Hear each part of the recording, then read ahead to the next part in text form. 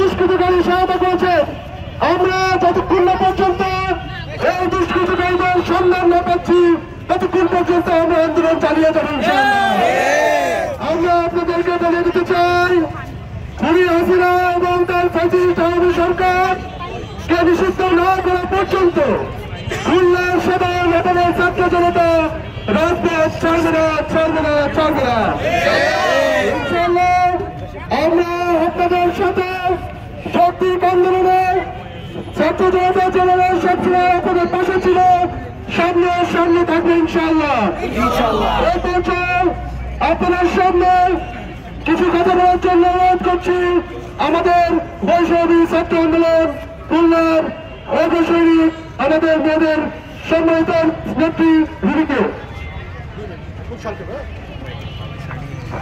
সংগ্রামী ছাত্র জনতা, জুলাই গণ অভ্যুত্থান হয়েছিল আওয়ামী লীগ ফ্যাসিস্ট সংগঠনের